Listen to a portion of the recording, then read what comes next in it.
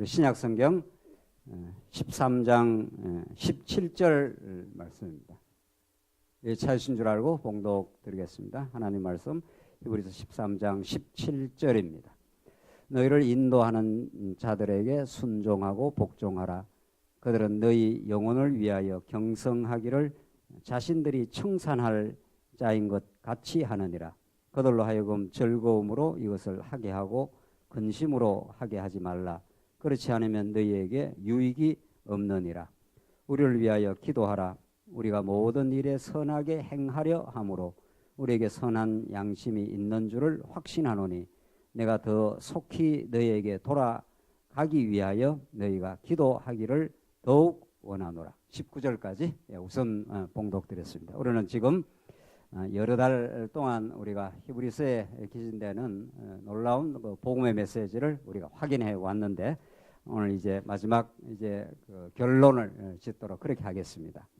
히브리서가 얼마나 중요하고 놀라운 복음의 진리인지는 특별히 히브리서는 어떤 성경에도 원리가 똑같습니다만은 히브리서는 아주 명시적으로 아주 분명하게 구약과 신약의 말씀을 잘 이렇게 연결하여 복음의 위대함을 우리에게 가르쳐주는 말씀인 거죠. 그게 이제 히브리서의 히브리서가 갖고 있는 뚜렷한 이제 특징입니다. 그러니까 히브리서 한 권을 우리가 잘 소화를 하게 되면은 하나님께서 왜 구약을 주시고 신약을 주셨는가? 이것이 구약과 신약의 관계는 지금까지도 2000년 동안 좀 짧게 잡으면은 종교개혁 이후 한 500년 동안 신학계의 오래된 숙제입니다. 구약과 신약을 어떻게 연결하고 어떤 원리에서 해석을 할 것인가? 수많은 그 신학적 논쟁이 있어왔고 지금도 그 논쟁이 끝이지 않는데 우리는 성경을 담백하게 보게 되면은 아주 사실은 성경 안에 구약과 신약을 보는 원리가 잘 들어있지 않습니까? 요한복음 5장에서도 이 성경이 내게 대하여 증거하는 것이라. 내가 영생을 얻는 줄 알고 성경을 상고하거니와 이 성경 했을 때 구약입니다. 요한복음에서 이 성경이 내게 대하여 증거하는 것이라. 구약의 역사서, 시가서, 선지서 이렇게 문학 장르가 다 다르지만은 사실은 그것들이 전부 쫙 압축이 돼서 하나님의 아들 예수 그리스도를 증명해 주고 있다.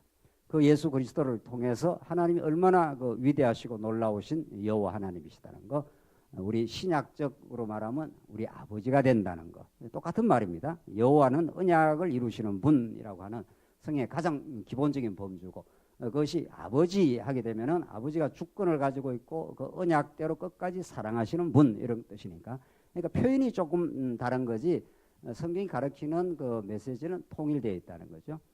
히브리서는 그런 그 요한복음의 메시지를 조금 이제 더 잘 알아듣도록 더 이렇게 풀어서 설명을 하는 거죠. 요한복음 우리 히브리서 1장의 구약의 여러 부분과 여러 보양으로 말씀하시는 하나님께서 이 모든 날 마지막에 아들로 말씀하셨으니 이렇게 딱 구약의 모든 그 하나님의 계시하시는 여러 방편들이 있었는데 그 방편을 이렇게 아들 하나님의 아들 예수 그리스도를 이렇게 초점을 딱 맞춰주는 거죠.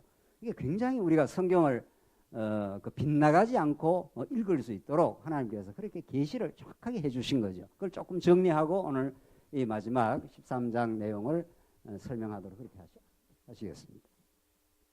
우리 히브리서 여기를 보고 있지만은 오늘도 우리 식사하면서 장로님들하고 그런 이야기를 잠깐 했는데 이 성경 전체를 보는 틀 이게 너무도 중요합니다. 히브리서 한 권으로 쑥 들어가지 말고 우리가 성경 전체가 이게 하나님의 계시 말씀이니까 전체 큰 틀에 비추어서 어떻게 하나님께서 질서정연하게 히브리서까지 말씀을 주셨는가 이걸 우리가 늘 이렇게 생각하고 염두에 두고 어떤 히브리서 혹은 야고보서 이렇게 들어가야 그 깊이를 우리가 알 수 있다는 거죠. 우물을 팔 때 이렇게 틀을 짧게 잡아놓으면은 깊이 팔 수가 없지 않습니까? 우물을 깊이 팔려면 이게 널찍하게 자리를 좀 잡아야 된다는 거죠. 널찍하게 잡아야 이렇게 파고 들어가기가 좋은 거죠. 널찍하니까. 그래서 점점 파고 들어갈수록 깊은 샘물이 쏟아 나오듯이 우리가 성경 전체를 이렇게 의식을 하고 하나님께서 창세기부터 계시록까지 하나님께서 의도를 가지고 질서 있게 하나님께서 교육적인 의미를 가지고 이렇게 주신 거니까 그렇게 우리가 생각하면서 히브리서로 전진해 들어가면은 히브리서의 진정한 의미, 진의가 더 확실하게 드러나는 거죠. 자, 우리는 창세기부터 그렇게 해왔습니다. 하나님께서 아담에게 3대 언약을 주셔서 하나님이 6일 창조는 아담에게 그 언약을 하시는 바탕으로 만들어 놓은 거죠. 이 우주 만물을 어마어마한 걸 지어놓고 하나님께서 마지막 날 사람을 짓고 하나님의 형상대로 아담을 지었다. 형상이라는 게 그게 엄청 신학적으로 중요한 거죠. 하나님의 형상이라는 건 왕이시자 아들의 의미를 갖고 있는 거니까 그게 이제 창세기 맥락에서 증명이 되는 거죠. 창세기 5장에 가면은 아담으로부터 그 아들에게로 그 족보가 계승되는 게 아들 족보가 쫙 나옵니다. 그러니까 아들이라는 건 아버지를 지금 대행하는 수준이니까 그 아버지를 어떤 뭘로 대행을 하는가 하면 왕적 권위로 대행을 하겠다는 거예요. 그러니까 통치하라는 게 우리가 그 유명한 창세기 1장 28절에 생육하고 번성하고 땅을 정복하고 만물을 다스리라 했으니까 그 왕이니까 다스리는 거 아니겠어요? 이렇게 하나님께서 이 우주 만물을 지은 것도 놀라운 하나님의 능력이지만 이 지어놓은 우주 만물을 관장하고 통치하는 그런 존재자로서 아담을 지었다는 겁니다. 이게 이제 정말 우리 성경 전체를 풀어가는 키 아닙니까? 그렇게 아담을 지어놓은 것은 이 둘째 아담을 바라보고 지은 거니까. 그러니까 우리가 이걸 3대 언약이라 그러고 이걸 다른 말로 말하면 하나님 나라에 관한 언약을 했다는 거죠. 그러니까 하나님이시니까 하나님 나라를 당신이 건설해 주겠다. 건설해주고 그걸 다 평화롭게 통치를 해주겠다. 이게 복이라 그런다. 베라카 하는 복 주시며 가라사대 하는 거 아담에게도 복을 주시고 아브라함에게도 너가 복의 근원이 된다 하시고 예수님이 다시 산상수훈에서 심령이 가난한 자는 복이 있나니 천국이 너의 것임이라 그렇게 말하잖아요. 그러니까 천국으로 계속 이어지는 거죠. 그러니까 성경을 알고 보면 굉장히 그 일관되어 있는 거죠. 그 사상이 또 한 분이 쓰셨으니까 한 분이 기록을 했으니까 그래서 하나님께서 이 아름답고 좋은 천국 하나님의 나라를 하나님께서 먼저 주시겠다는 겁니다. 그런데 이것이 얼마나 하나님의 은혜로 주어지는 하나님의 능력으로만 주어진다는 걸 깨닫게 하기 위해서 하나님께서 선악과를 주시고 생명나무를 준 거 아니에요? 생명나무. 이게 창세기 1, 2, 3장에 나오는 그 핵심입니다. 그러니까 하나님이 선악과를 안 주고 그냥 생명나무만 주면 좋을 듯 하지 않아요? 그러면 뭐 생명나무라는 영생을 상징하는 거니까 그 하나님 나라를 지으시고 아담을 통해서 그걸 통치를 해주는데 뭘로? 생명의 능력으로 생명처럼 그 소중한 게 어디에 있습니까? 그러면 그 에덴이 천국이 되는 겁니다.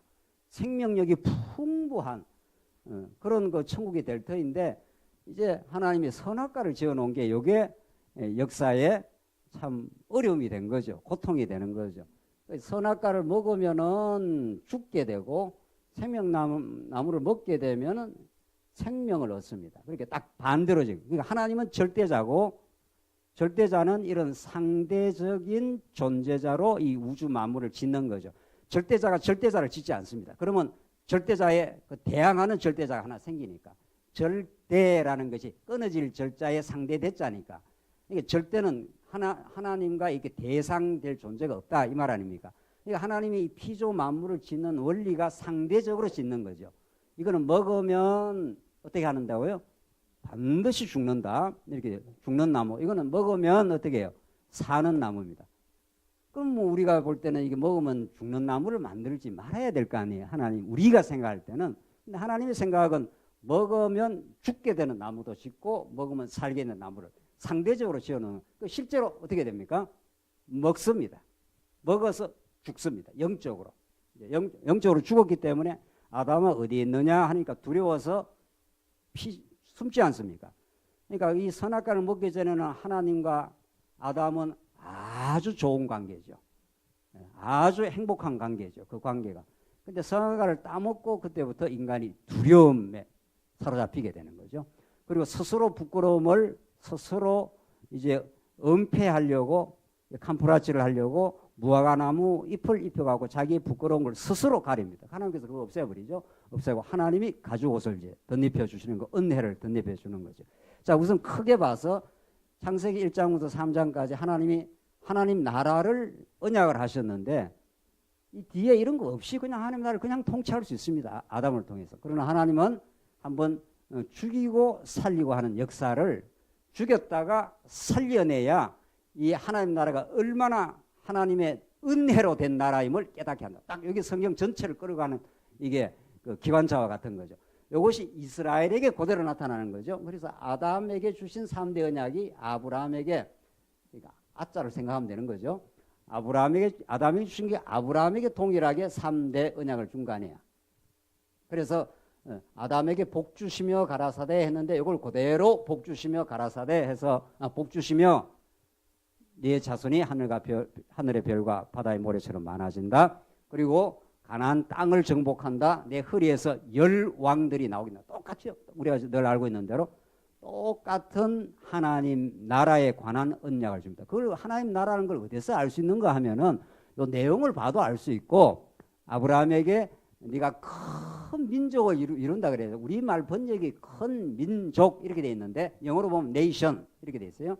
그게 나라예요. 그게 큰 나라를 하나님께서 이루어 주겠다.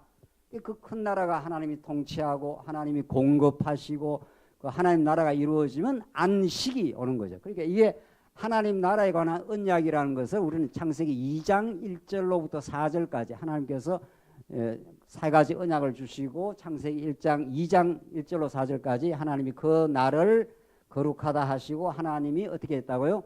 쉬셨더라. 그러니까 하나님이 통치하시면 아무도 범죄를 못합니다. 그러니까 하나님이 통치하는 그 나라의 특징이 그 나라의 통치 속에 들어가기만 하면 완벽한 평화가 주어지는 거죠. 안식인 거죠. 그래서 그 가나안 땅도 그 실족속들을 정복할 때마다 그것을 안식이라 그렇게 말하죠. 이 하나님이 주마하신 이 안식의 땅을 하나님께서 정복하게 하셨으니 이렇게 했잖아요. 이 하나님 나라가 전부 진짜는 예수 그리스도 안에서 수고하고 무거운 짐진 자들아 뭐라 그럽니까? 다 내게로 오라. 그래서 완벽한 안식이 있는 거죠. 이 땅이 다 불안한 땅 아닙니까? 이 땅이 신문 아침에 이렇게 신문을 보면은 저는 이제 사설 보고 중요한 이제 그래도 목사가 신문을 봐야 될 거 아니에요. 그래서 보면은 계속 이 나라 정권이 경제 정책을 잘못한다는 거예요. 지금 사설마다 비판적이에요. 뭐 소득 뭐 주도 무슨 정책인가 뭐 이렇게 해서 지금 어떤 그 정책 입안자가 그걸 계속 밀어붙이는데 그래갖고 너무 지금 어려운 사람들이 어렵다는 거예요. 신문을 보는 사람들은 그 신문을 볼 때마다 굉장히 불안할 거예요. 그래도 세상살이가 힘든데 그 경제학자들이 나온 사람마다 이 전부 이 정책이 잘못되었다는 거예요. 그러니까 온통 우리에게 들려오는 소식은 전부 불안한 소식들이에요. 사실은 예수 그리스도의 통치 속에 있으면은 우리가 어떤 경제적인 어려움이 좀 있어도 지금까지 다 잘 살아왔고 하나님께서 이모저모로 채워가실 것이고 또 어려움은 어려운 대로 좀 잘 살면 잘 사는 대로 하나님께서 통치하시고 채워주시는데 그 하나님에 대한 그 존재의 그 영광과 그 위대하심과 하나님의 공급하심에 대해서는 성경에는 성경이 아니고 신문에는 한 단어도 없죠. 완벽하게 하나님과는 차단된 칼럼들이죠. 그걸 우리는 읽더라도 그걸 재해석을 하고 읽어야 되는 거죠. 그래, 맞아. 정책이 잘못돼서 좀 어려울 수도 있어. 또 정책이 좀 잘해서 잘 될 수도 있는 거지. 그러나 그런 것들은 다 시사평론일 뿐이지 하나님의 계시의 말씀이 아닌 거죠. 자, 그러니까 예수 그리스도의 계시의 말씀을 들으면 그분이 오시면은 그가 예수 안에 있는 너희들에게 편히 쉬게 해주겠다는 거예요. 그가 통치하는 그 나라 속에 참 안식이 있다는 거죠. 그래서 지금 구약은 하나님께서 아담에게 하신 그 은혜를 한번 죽였다가 살려내므로 너희 힘으로는 절대로 그 아담이 자기 자기가 이걸 하지 말라는 걸 따먹음으로 죽음에 이르지 않습니까? 죽었다가 죽은 아담을 살려내는 거란 말이죠. 그러니까 아브라함도 마찬가지. 아브라함도 하나님께서 그냥 이렇게 약속을 했으면 가나안 땅으로 넣어주면 될 거 아니에요. 이 가나안 땅인데 하나님께서 가나안 땅으로 넣기 전에 어디로 한번 집어넣습니까? 애굽으로 집어넣습니다. 애굽에 집어넣어서 400년 종살이를 하고 여기서 나오지 않습니까? 400년 종살이하고 나왔다는 것은 이스라엘 백성이 400년 동안 하나님 깨끗하게 잊어버리고 완벽하게 죽음의 생활, 죄악된 생활을 한다 이런 뜻입니다. 그러니까 여기서 나와서 광야길을 걸어가면서 엄청 범죄를 합니다. 엄청. 그러니까 하나님께서 만약에 그들의 행위대로 내버려 두면은 이스라엘 백성은 가나안 땅 못 갑니다. 그들의 행위로는, 그들의 공로로는, 그들의 행위, 그들의 공로로는 이 축복의 땅, 안식의 땅에 들어갈 수 없는 거죠. 그러니까 하나님께서 모세를 통해서 하나님께서 성막을 지어주는 거죠. 성막이 뭡니까? 성막도 여기 죽음과 생명의 원리가 여기 들어있듯이 여기도 이스라엘 백성들이 다 죄와 사망의 법 따라 죽은 백성들을 위해서 대신 누가 하나 죽는 거죠. 어린 양을 하나 가지고 와서 대속의 죽음을 통과하지 않습니까? 그래서 우리가 죽어야 될 그 자리에 어린 양이, 순결한 양이 죽으면 어떻게 됩니까? 대신 이스라엘 백성들이 생명을 얻는 거죠. 그래서 생명을 얻습니다. 이게 모세 언약의 핵심인 성전입니다. 너희들 성전으로 양을 가져오면은 너희들은 다 죽은 인생들인데 애굽에서 다 종노릇하고 죄와 사망의 인생이에요. 이스라엘 백성들 평강이 없습니다. 광야에서 맨 반역하고 불평하고 원망하고 이 모세야 우리를 죽이려고 데리고 왔느냐? 그렇잖아요. 모세는 죽이려고 데려간 게 아니라 가나안 땅으로 인도에 가는 중인데도 끊임없이 불평을 합니다. 홍해바다를 건넜지 않습니까? 홍해바다를 건넜다는 말은 하나님이 이스라엘 백성과 함께 하시고 언약대로 신실하게 가나안 땅으로 인도를 해간다 이런 뜻인데 이스라엘 백성은 안 믿습니다. 왜? 아담이 선악과 따먹고 죄인이 됐듯이 이스라엘 백성들은 애굽에서 죄인으로 나옵니다. 이 죄인의 특징은 불안한 겁니다. 죄인의 특징은 반역하고 불안하고 염려하고 언제나 죄인은 평안이 없어요. 그래서 하나님께서 모세 언약을 통해서 모세 율법을 통해서 성전 제사 제도를 허락한 게 모세 때는 성막이죠. 여기 성막이고 나중에 이제 솔로몬 때 성전이 되지 않습니까? 그러니까 너희들 양을 한 마리 가져오면은 여기서 이렇게 잡아가지고 씻어가지고 성막에 가져오면은 너희들의 모든 죄를 다 용서하시고 하나님들과 만나주시고 은혜가 충만한 것을 깨닫게 하는 여기 성막입니다. 그러니까 여기 에덴 동산도 성전과 같은 겁니다. 에덴 동산도 그렇잖아요. 에덴 성전이라는 게 항상 죽고 사는 원리가 있는 거니까 누군가 하나 대신 죽어야 산다는 거 아니에요. 부모가 자식을 위해서 죽어나가야 고생하고 죽어나가면 자식이 사는 거죠. 자식이 다 그렇게 우리가 그렇게 사는 거 아니에요. 그러니까 죽고 사는 원리가 복음의 원리인 거죠. 그러니까 에덴 동산도 하나님의 나라이기 때문에 이 대신 선악과를 먹고 죽은 인생을 통해서 여기 앞으로 누군가가 죽을 것이라는 것을 예표하고 있는 거죠. 선악과도 장차 오실 메시아 예표고 생명과도 메시아 예표입니다. 대신 누가 죽었다가 대신 우리가 살아난다는 거라고요. 그러니까 이게 하나님 나라 안에는 언제나 죽음과 생명의 법칙이 들어있는 거죠. 우리 교회는 어떻습니까? 교회도 교회가 세워지려면 누군가가 어떻게 해야 됩니까? 죽어 나가는 거죠. 자발적 죽음을 죽는 거죠. 누군가가 시간을 투여하고 그리스도와 함께 죽고 그래서 자기의 영광을 선포하고 자기 영광을 노래하는 것이 아니라 오히려 옛자를 죽여가고 그리스도 안에서 새 사람으로 살아나는 죽고 살아가는 법칙이 교회 안에 있는 거죠. 그래서 먼저 교회에서 일꾼된 사람들이 자꾸 자기를 버리고 스스로 연보하고 시간을 들이면은 우리 교회가 살아나는 거 아니겠어요? 이 법칙 외에 하나님의 나라 교회가 세워지는 법이 없는 거죠. 그러니까 에덴 동산인 하나님의 나라인 에덴 동산도 마찬가지고 이스라엘 역사도 아브라함에게 자손 땅 통치 이렇게 해서 다윗 왕국으로 하나님 나라가 이루어지는 중에 누군가가 죽어야 되는 거예요. 성전에서 어린 양이 죽어야 이스라엘 백성들의 죄가 다 사해지고 하나님을 깨닫고 하나님을 찬양하고 감격하는, 그래서 이스라엘 백성들이 착착 광야를 통과할 수가 있는 겁니다. 범죄한 이스라엘 백성들이지만은 그렇게 구약에 하나님께서 성전의 방식으로 하나님 나라를 이루어서 가나안 땅에 넣어 주었듯이, 천국을 이제 입성했듯이, 이 구약의 하나님의 나라와 성전은 누가 다 이루는 겁니까? 예수 한 분이 다 이루는 거예요. 예수님이 천국이 가까이 왔다 해서 예수님이 이제 고통받는 우리 인생들, 언약 백성들이 천국으로 다가오신 거죠. 천국을 이루려고 예수님이 어떻게 하십니까? 십자가에 죽으시고 3일 만에 부활의 방식으로. 똑같은 거죠. 그러니까 성경은 창세기 1장에 3장에 나타나는 거나 구약 전체에서 나타나는 거나, 구약에 여기 우리가 더 설명하자면 다윗 왕 때 나라가 이루어지고 솔로몬 또 뭐 짓습니까? 성전을 짓잖아요. 그러니까 항상 하나님의 나라 뒤에는 뭐가 따라 붙는다고요?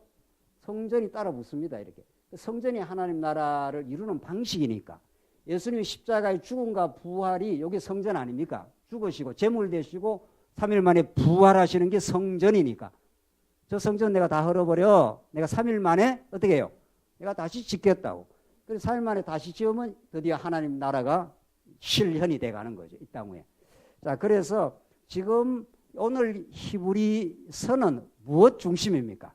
자, 구약의 아브라함 언약도 중요하고 모세 언약도 중요한데 이 히브리서는 뭐 중심이에요? 모세 언약 중심입니다. 그렇죠? 히브리서 지금까지 공부한 게 예수님이 뭡니까? 복음의 신앙의 우월성 앞에 이미 나왔지 않았어요? 예. 예수의 신분상 우월하다. 예수님은 구약의 모세보다 우월하고 아론보다 우월하다. 모세나 아론이 다 그 구약의 제사 제도를 집전하는 사람들인데 그들과 비교 안 될 정도로 우월하다. 또 예수님의 사역이 얼마나 우월하냐? 제사 사역이 얼마나 우월하고 성막 사역보다 우월하시고 제물 사역보다 우월하시고, 구약의 제사 제도는 또 제사장이 또 나와서 제사 드리고 또 나와서 제사 드리고 이래야 되는데, 자기 죄를 위해서도 제사를 드려야 되는데 예수님은 단번에 한 번 드림으로 영원한 제사를 드려버린 거니까. 그러니까 이 히브리서 말씀은 이미 아브라함 언약은 대전제로 돼 있고, 이게 하나님 나라를 하나님 이루시는데 집중적으로 성막 제도를 집중적으로 거론하는 게 히브리서 아닙니까? 그렇죠? 그러니까 이 구약에 이러이러한 성막이 있었지 않느냐? 이것보다도 예수님 스스로가 이제 성전이 되어버렸다. 진짜 성막이 되어버렸다. 온전하게 다 이루어졌다. 예수님 스스로가 희생 제물이 되어버렸다. 그래서 하나님 무한한 능력과 그 살아계심을 예수님을 통해서 지금 혁혁하게 지금 드러내고 계신다. 이게 히브리서입니다. 그러니까 이런 우리가 히브리서 요 말씀을 지금 공부하면서도 구약의 이런 구약적 계시, 이게 여러 부분과 여러 모양으로 말씀하시던 하나님께서 누구로? 예수 아들로 말씀하셨으니 이렇게 되잖아요. 그 아들 하는 게 그렇게 중요한 거 아니에요?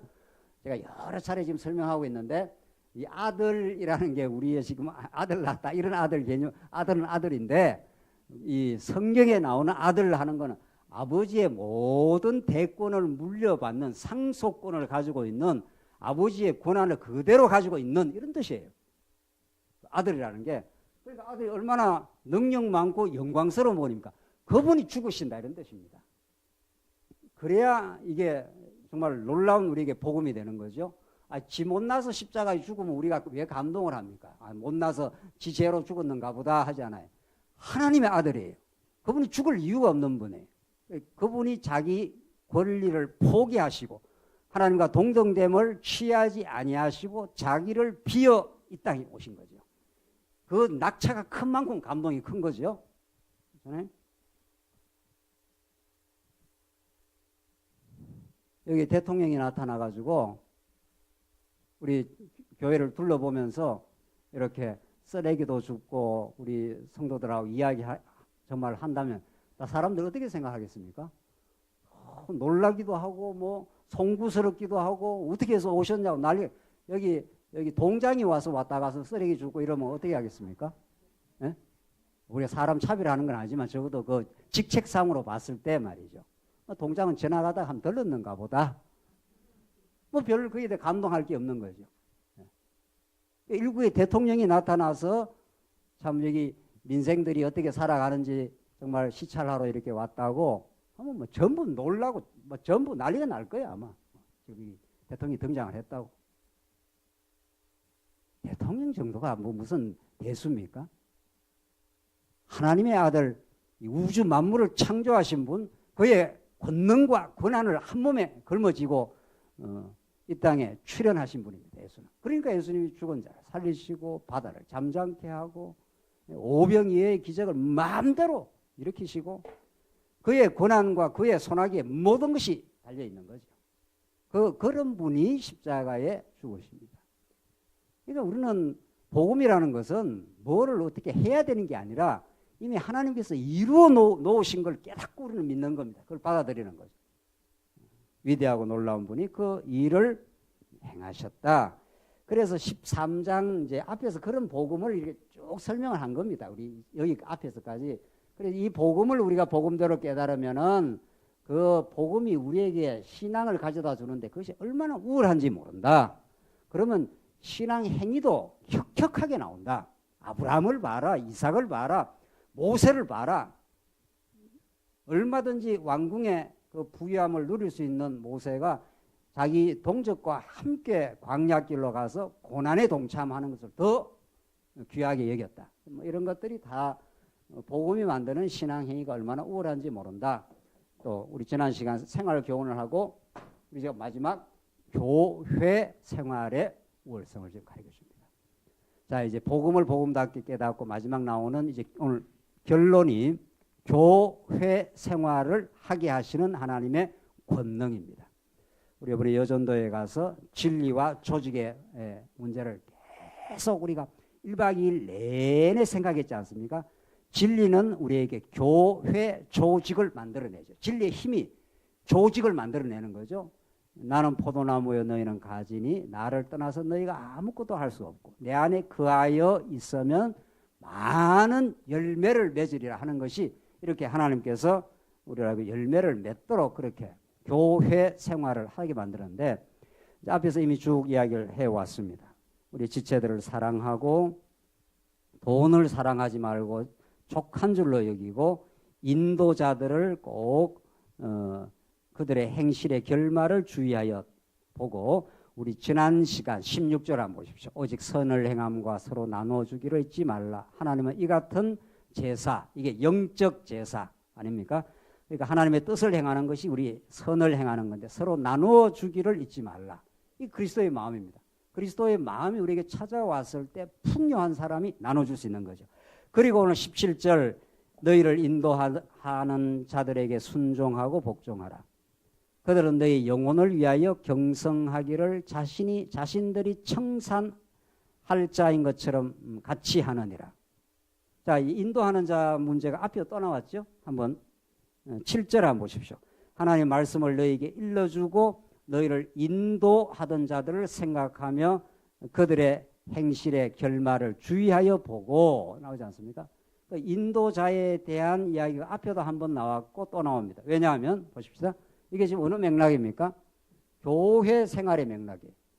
자, 우리가 히브리서 바로 앞에가 이제 성경이 무장에 관한 진리고 히브리서가 지금 투쟁에 관한 진리입니다. 지금 유대주의라는 게 공로주의, 외식주의 다 그걸 대변하는 것이 율법주의, 이거 전부 다를 총칭해서 유대주의란단 말이에요.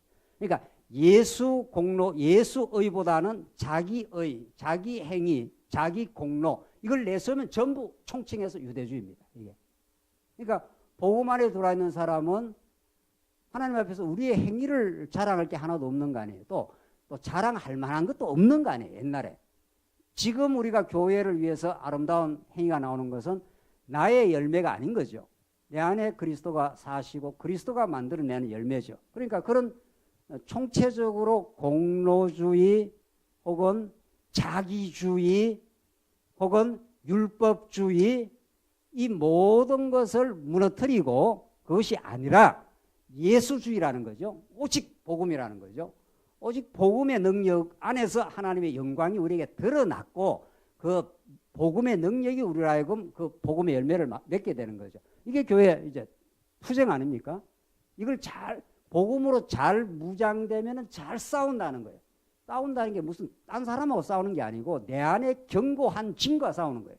내 안에 있는 진, 이게 사단의 유혹을 받는 육체의 소욕 아닙니까? 그것을 잘 간파하고 그것을 처복종시키는 건 말씀의 능력밖에 없는 거죠. 말씀이 주는 평안함이 그걸 처복종시키겠죠. 그걸 하려면 무장해야 되지 않습니까? 그러니까 딱 성경이 이렇게 무장의 진리, 생활, 그다음에 뭡니까? 체제 이렇게 되는 거죠. 그러니까 교회 진리가 드러나면 교회가 엮어져 가지고 더불어 생활을 하게 되고 그러면은 거기서 일꾼이 생겨나면서 체제가 단단해지는 거죠. 그러니까 우리가 장로교에서 당회가 생겨야 조직교회라 그래요. 처음에 개척을 해가지고 뭐 전도사가 됐던 교회를 복음을 전해서 교회를 개척했다 칩시다. 그럼 아직은 장로님이 이렇게 탄생하기 전까지는 그걸 미조직교회라 그래요. 우리 교회 행정상. 왜 그렇게 말합니까? 아직은 성숙한 교회가 아니라는 거예요.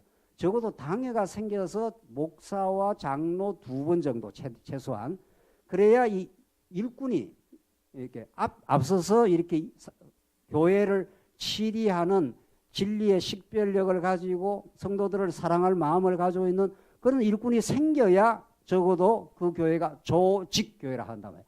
그러면 이제 그 교회는 어떤 교회의 일체 어떤 일들을 그 당회가 판단을 해 나갈 수 있는 거죠.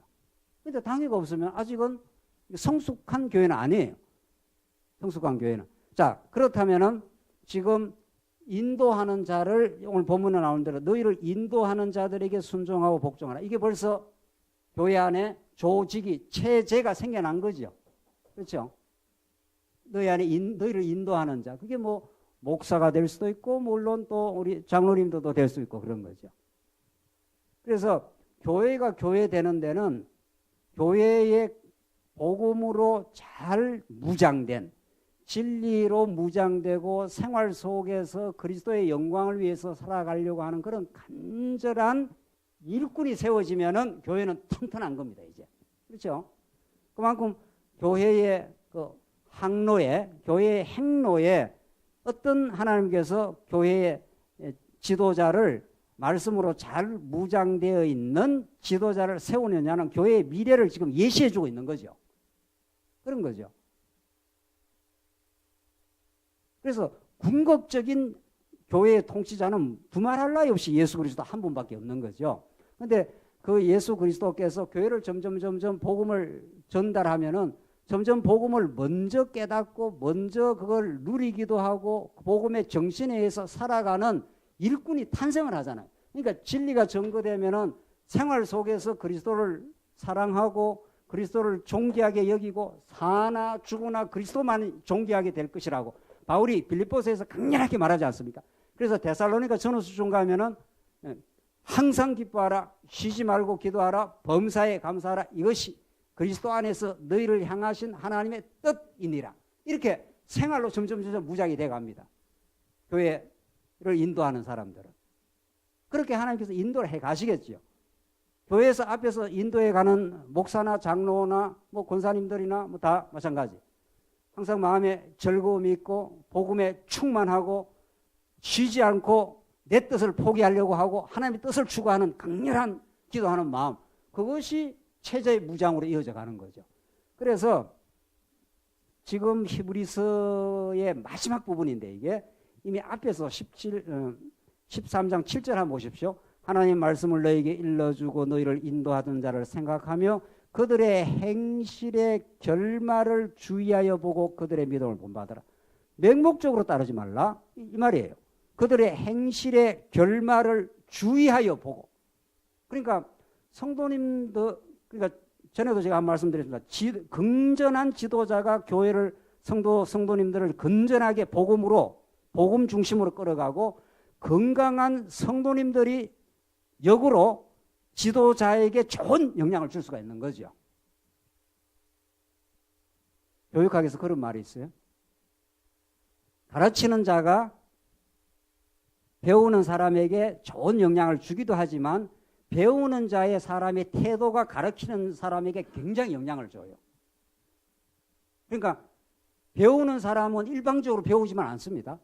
배우는 사람의 태도, 변화, 성숙 이런 그 징표들이 역으로 뭘 가르친다는 사람한테 강렬한 영향을 준다는, 그러니까 서로 상호작용한다 이 말이에요. 쉽게 말하면은.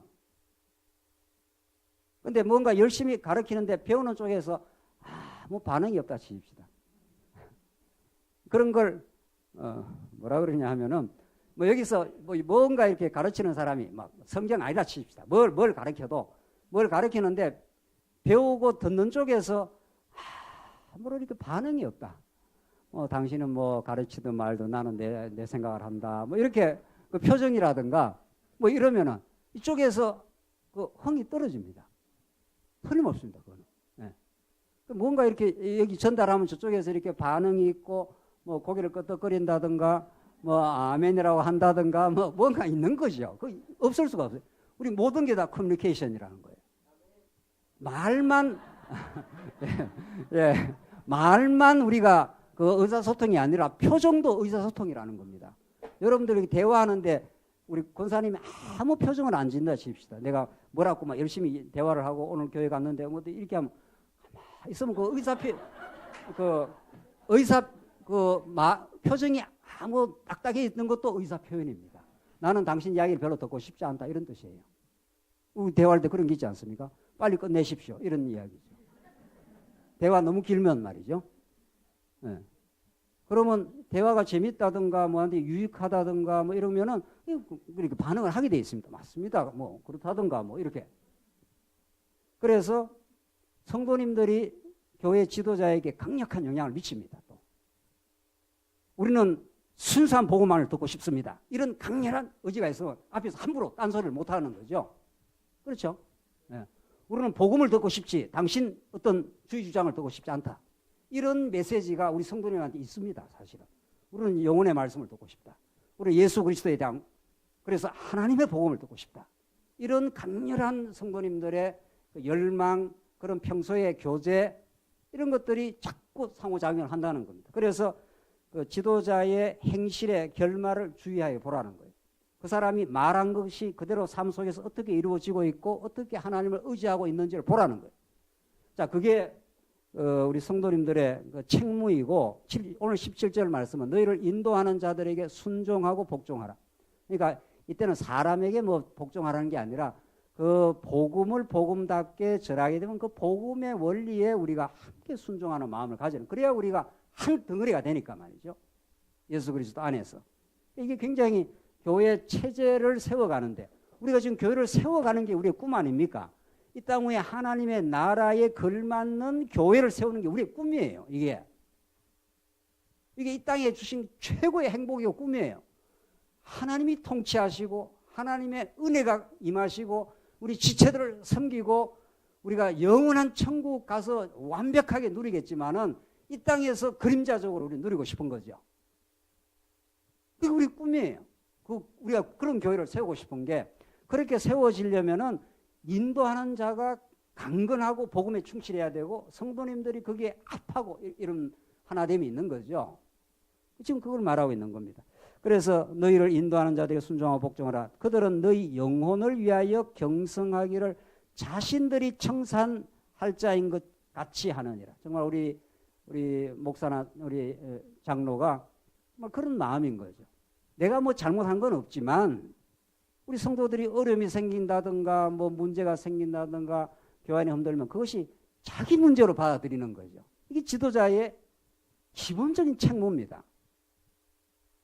가정에서 어린아이가 어려움이 생겼거나 뭐 문제가 생기면은 그 정상적인 부모라면은 어린아이를 자꾸 체크하고 그러지 않습니다. 아하, 내가 이게 충분히 사랑을 못 베풀었구나. 충분히 내가 돌보지를 못했구나. 이러다 보니까 우리 아이가 많이 힘들구나. 이렇게 생각하는 것은 세상의 지도자도 그렇게 생각합니다. 오늘 본문이 그렇게 말하지 않습니까? 그들은 너희 영혼을 위하여 경성하기를 자신들이 청산할 자인 것 같이 한다고요. 자기가 잘못한 게 없는데 우리 교회 안에 어려움이 생기면 이건 다 지도자의 책무구나. 내가 충분히 말씀을 못 전했구나. 충분히 우리 성도님들을 올바른 길로 가이드하는데 부족했구나. 이렇게 우리 모든 목사가, 모든 장로, 우리 모든 권사님이 그렇게 생각하는 게 합당하다는 거예요. 오늘 본문의 말씀은 그렇잖아요. 그래야 그게 건강한 교회 조직입니다. 또 당연히 그렇게 지도자는 그렇게 하는 거죠. 그들로 하여금 즐거움으로 이것을 하게 하고 근심으로 하게 하지 마라. 그렇지 않으면 너희에게 유익이 없느니라. 그러니까 복음을 전하게 되는 사람이 즐거움을 상실하면은 온 교회가 어려움을 겪게 되겠죠.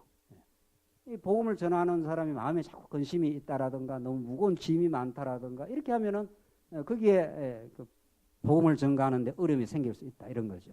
자, 그래서 요컨대 인도하는 자의 중요성, 또 함께 뜻을 함께하는 우리 성도님들의 그 식별력 뭐 이런 것들이 다 어우러져서 교회 체제를 세워가고, 이 교회 체제가 건강하게 세워져야 잘 싸웁니다. 잘 싸우게 됩니다. 진짜 어둠의 세력과. 네. 그래서 히브리서는 그걸 놓치지 않고 이 교회 체제의 그 핵심에 있는 그 지도자의 문제를 놓치지 않고 설명을 하고 있는 거죠. 18절. 우리를 위하여 기도하라. 우리가 모든 일에 선하게 행하려 함으로 우리에게 선한 양심이 있는 줄을 확신하노라. 우리가 하나님 주신 선한 양심이 있다는 거죠. 하나님의 뜻을 이루고 싶고 이 땅 위에 하나님의 나라인 교회를 세우고 싶은 그런 것이 있는데 우리를 위해서 기도해 달라. 이것도 얼마나 히브리서 기자와 이 편지를 받는 성도들 간에 이 신뢰관계가 잘 돼 있는 거죠. 또 정말 영적으로 잘 소통이 돼 있는 지금 상태죠. 그러니까 우리를 위해서 기도를 해달라. 또 우리 서로를 위해서 기도를 해달라. 굉장히 아름다운 전통입니다. 기도가 얼마나 소중한가 우리 성도님들 잘 아시지 않습니까? 언약은 필연적으로 기도의 방식을 통해서 성취가 됩니다. 언약이 그냥 이루어지는 게 아니라 항상 기도라는 과정을 통해서 우리 옛사람을, 기도가 무엇입니까? 옛사람을 처복종시키고 내 뜻대로 마옵시고 아버지 뜻대로 하시옵소서. 우리는 우리 뜻대로 하고 싶은 육체의 욕망이지 않습니까? 말씀을 자꾸 들으면은 그걸 처복종시키게 되고 하나님의 뜻대로 하기를 원합니다. 우리 교회 회의하면서 다양한 의견이 나올 수가 있습니다. 내보다도 더 좋은 의견 따라 내 의견을 철회합니다.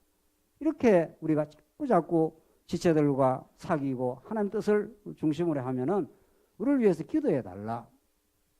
왜냐하면 우리도 연약한, 지도자도 연약한 존재이기도 하니까. 그래서 하나님의 뜻을 올곧게 추구해 갈 수 있도록 서로 위해서 기도하는 분위기. 이런 것들이 우리 교회를 세워가는 중요한 덕목입니다. 이건 정말 성령께서 역사하시는 때 이루어지는 거죠. 그래서 19절, 내가 더 속히 너에게 돌아가기를 위하여 너희가 기도하기를 더욱 원하노라. 이 히브리서 기자는 이 편지를 받는 사람에게 돌아가기를 원했는데 지금 무슨 여건이 어려워서 돌아갈 수가 지금 없는 그런 무슨 장애물이 있는지 우리가 자세히 모르지만은 이 본문의 말씀에 추론을 해보면 그런 거죠. 너에게 가서 너희들과 더 복음을 나누고 싶다. 그래서 우리를 위해서 기도해 달라. 이런 이것이 하나님의 뜻이라면 반드시 그것이 이루어질 것이다. 이런 강렬한 열망이 있는 거죠. 지금 중국에서 할빈 지도자들이 여러 차례 막 전화가 오고 직접 막 답답하니까 중국어로 아예 막 중국말로 전화를 해요. 물론 이제 통역하는 사람이 옆에 있죠. 지금 우리가 말씀을 못 들은 지가 상당 기간이 됩니다. 직접 와서 좀 전해달라 우리 지도자들에게. 뭐 저한테는 이런저런 소식을 계속 들려오지 않습니까? 해외에서도 지방에서도.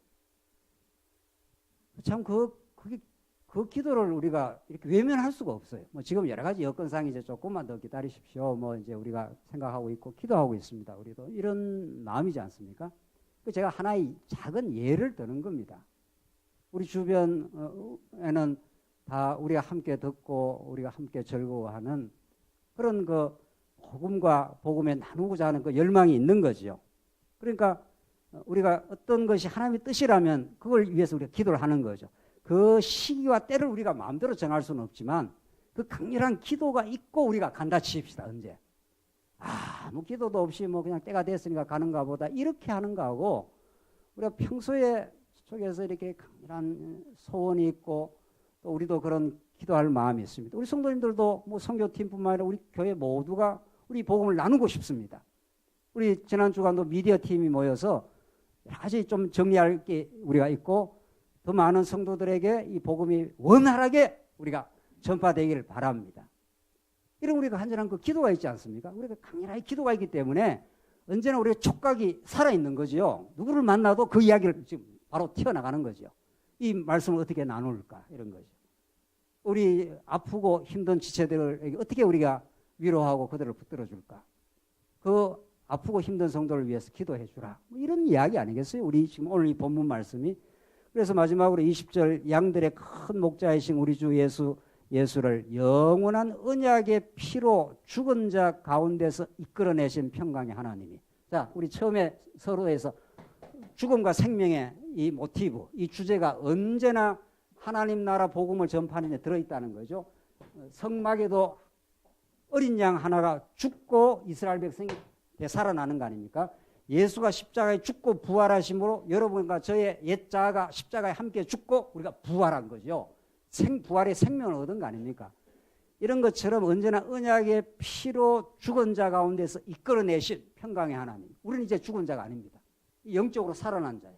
영적으로 살아난 데는 당연히 우리 촉각이 영적인 말씀에 가 있고 하나님의 뜻에 자꾸 따라 움직여 나가는 거죠. 그래서 여러분들 오늘 이 수요일 예배도 나오는 거 아닙니까?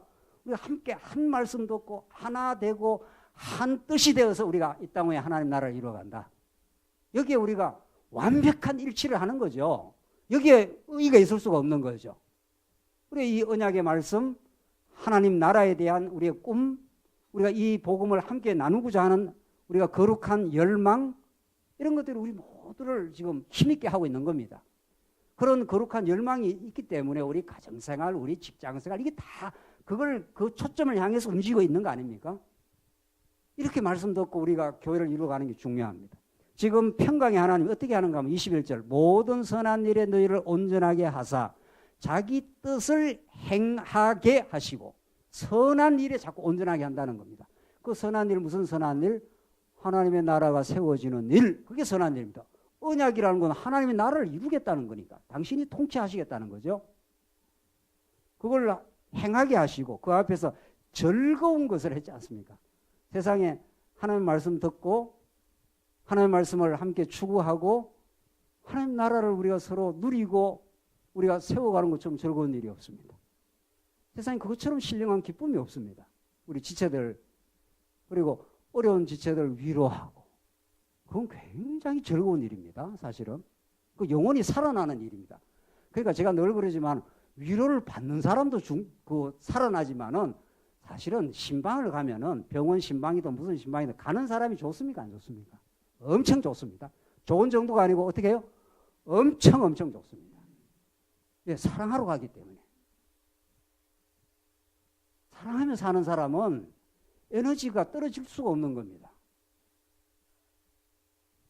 이 예수 믿는 속재미를, 이 교회 생활의 속재미를 우리 모두가 느끼기를 원하는 거죠. 실제로. 그래서 그 앞에 이게 즐거운 일입니다. 교회 섬기는 일이 즐거운 것을 예수 그리스도로 말미암아 우리 가운데 이루시기를 원하노라. 이게 간절합니다. 이 기도가. 영광이 그에게 세세 무궁토록 있을지어다. 뭐라고 했습니까? 아멘 했지 않습니까? 이 모든 일을 하나님이 이루신다는 거예요. 세상에. 이 복음이 이 유대주의를 타파하고 오직 복음의 능력이 하나님의 영광이 그분이 하나님 나라를 이 땅에 이루시는 그분의 영광이 막 이 교회를 통해서 세세무궁토록 드러나니 그게 맞습니다. 당신이 하시는 일입니다. 이렇게 되는 거죠. 마지막으로 22절 형제들아 내가 너희를 권하노니 권면의 말을 용납하라. 모든 권면은 사랑이 붙어 있는 거죠. 성도님 이렇게 했으면 좋겠습니다. 이렇게 하기를 바랍니다. 이게 전부 영혼을 사랑하는 마음이 있으면 정말 그 권면은 너무도 중요합니다. 왜냐하면 한 지체는 하나님의 뜻을 교회에 담긴 포괄적인 뜻을 다 할 수 없습니다. 특별히 오늘 이 수요일쯤 오시는 성도님들은 대략 우리 교회를 돌아가는 어느 정도는 알지만은 교회에 지금 이쪽 오신 지가 얼마 안 되고 어리고 이런 사람들은 교회가 지금 뭘 어떻게 지금 생각하고 추구했던 걸 다 전포괄적으로 알 수가 없습니다. 그러니까 권면을 하는 거죠. 집사님, 우리 교회가 이런 일들을 우리가 계획하고 이것이 우리의 영혼을 즐겁게 하는 일이고 이런 것들을 우리 함께 하길 바랍니다. 그건 강요도 아니고 방치도 아닌 거죠. 우리 가족들한테 방치 안 하지 않습니까? 가족들한테 우리가 억지로 하라고 강요하지. 뭐 강요할 때도 있긴 있었더라만 좋은 걸 자꾸 강요하는 수가 있는데 권면인 거죠. 그러니까 이 극단도 아니고 저 극단도 아니죠. 억지로 하라고 하는 것도 아니고 뭐 네가 하려면 하고 말라면 말아라 이런 게 방치예요. 그렇지 않습니다. 조금 더 이 하나님의 뜻에 근접하게 깨달은 우리 지체가 있어 성도는 이 교회의 아름다운 사업에 이 일에 우리 같이 하실 수 있겠습니까?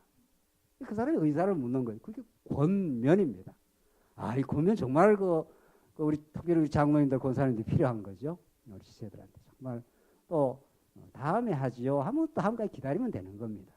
그러나 이런 서로 권면하고 격려하고 이런 것들을 이제 하면서 이걸 좀 용납해달라. 이건 참 아름다운 뜻이지 않느냐. 그래서 지금 히브리서 기자가 그렇게 말하고 있습니다. 내가 간단히 너희에게 썼느니라. 우리 형제 디모데가 놓인 것을 너희가 알라. 그가 속히 오면 내가 그와 함께 가서 너희를 보리라. 이 동력자 의식 보십시오. 이 바울인지 바울이 아닌지는 우리가 정확하게 모릅니다. 히브리서 기자는 거의 바울일 수도 있다고 하는데 형제 디모데가 오면 그 형제 디모데하고 같이 가겠다는 거예요. 이것도 중요합니다. 바울은 이미 디모데, 디도, 빌레몬 이런 사람들하고 아주 이렇게 단단한 동력자 의식으로 연대가 되어 있습니다. 그러니까 교회 행편을 살피는 것도 바울 혼자 가서 살피는 게 아니라 디모데하고 어떻게 하겠다는 겁니까? 같이 가겠다는 거예요. 지금 이번에 우리 장로님들하고 여러 지금 지방교회 이렇게 우리가 순방을 했지 않습니까? 목사가 보는 시각과 우리 장로님 보는 시각이 또 다를 수가 있는 거예요. 그게 종합이 되는 거죠.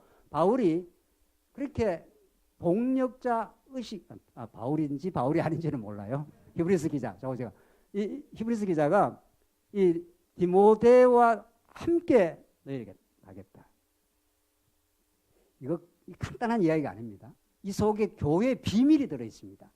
얼마나 우리가 교회가 든든하냐 하는 것은 여러분과 제가 동력자에 대해서 어떻게 생각하느냐 그걸 딱 보면 그게 시검석입니다. 그냥 내 혼자 교회에 봉사하면 되지 뭐. 그거 아직 그렇게 교회 생리와 교회의 본질에 대해서 그렇게 잘 모르는 거죠. 교회는 그렇게 하는 게 아니라 항상 동력자와 연대해서 하고 동력자와 의견을 나누면서 하고 동력자를 존중하면서 하고 그렇게 되는 거죠. 이게 굉장히 행복한 일입니다. 정말 이게 너무도 복되고 아름다운 일입니다.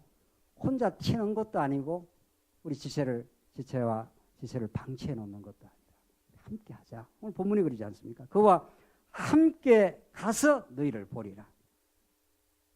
너희를 인도하는 자들과 및 모든 성도들에게 문안하라. 이탈리아에서 온 자들도 너희에게 문안하느니라. 너희가 주 안에 평안한지. 이게 늘 우리 지체들에게 묻는 우리의 질문입니다. 우리 말씀 안에서 평안하신지요? 어려움이 있다면 다시 우리 말씀으로 돌아오십시다. 이렇게 지체들과 문안하는 거죠. 은혜가 너희 모든 사람에게 있을지어다. 히브리서 기자가 마지막 은혜로 히브리서에 나타난 모든 말씀을 종결짓고 있습니다. 이 모든 유대주의, 공로주의, 자기주의를 넘어서서 하나님의 그 위대하고 놀라운 언약의 성취로 오신 예수 그리스도 한 분 안에서 하나님의 살아계심과 그 위대한 은혜가 선포됩니다. 그 은혜가 여러분과 저에게 정말 풍성히 임하여 참된 승리의 길이 있길 바랍니다. 기도하십시다. 자비하신 하나님 아버지 은혜를 감사합니다. 오늘 히브리서 여러 달 동안 참으로 성전 되신 예수 그리스도 안에서 그 풍성하고 자비로운 은혜를 우리에게 가르쳐 주셔서 감사합니다. 이 은혜의 복음에 사로잡힌 바 되어 교회를 섬기는 일이 얼마나 즐겁고 복된 일인가를 우리 모두가 참으로 누리며 그렇게 살도록 하나님께서 인도해 주시옵소서. 예수님 이름으로 기도하옵나이다. 아멘.